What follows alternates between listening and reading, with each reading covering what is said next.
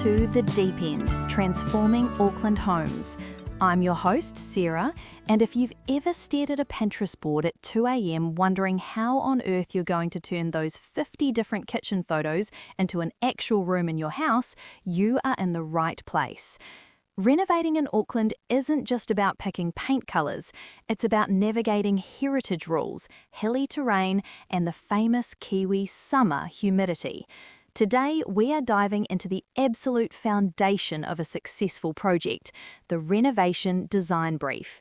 Joining me to keep us from drowning in the details is Jan, lead project manager from Style Plus Renovations. Jan, thanks for coming in. Thanks, Sarah. It's great to be here. You're absolutely right. People often want to jump straight to the sledgehammer phase, but the magic actually happens on paper long before the first nail is driven. So, Jan, design brief. It sounds a bit formal, doesn't it? Like something for a corporate office. Why can't I just show my builder a few photos and say, make it look like this? You could, but that's usually how budget blowouts start.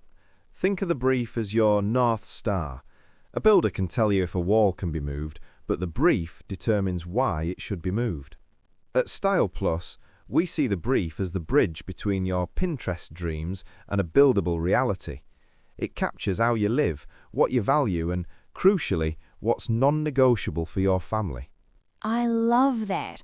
So it's not just, I want a bigger lounge, it's, I need a lounge where the kids can play while I'm cooking, but I don't want to see their toys. Exactly. We look at the livability test. We map out your family's path of travel.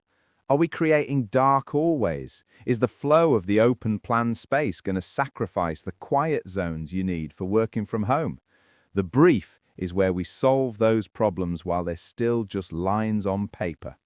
Okay, so we've got the vision, but we live in Auckland. We've got neighbours, we've got rain, and we've got some pretty specific council rules. How does the brief handle the technical stuff? This is where we run what I call the 3 sanity checks. First, there's the structural handshake. If you're adding an extension, we have to analyse how the new addition ties in to the existing house. We're looking at your piles, your concrete slab, the bones of the home. Second, and this is the big one for Aucklanders, sunlight and compliance. Have you heard of recession planes? Sounds like something out of a sci-fi movie. Is that about the economy? I wish. Nah, they're the legal angles that protect your neighbour's light. In NZ, the council is very strict about not overshadowing the folks next door. If we don't factor those planes into the brief early on, your dream second-story extension might get rejected before it even starts.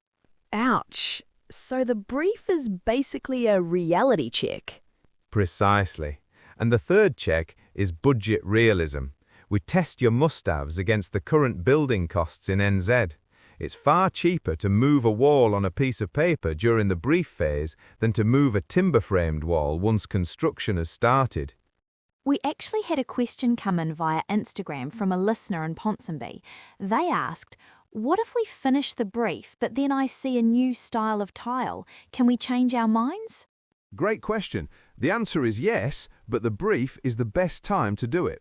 The further you get, moving from concept to working drawings to council consent, the more expensive and time-consuming changes become.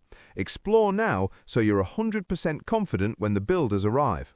So essentially, flirt with all the ideas during the brief, but commit by the time the concrete track shows up. That's a perfect way to put it. Jan, this has been eye-opening. If you're ready to start your own Auckland renovation journey, head over to styleplusrenovations.co.nz. Join us next time when we talk about granny flat exemptions. Until then, keep dreaming big, Auckland.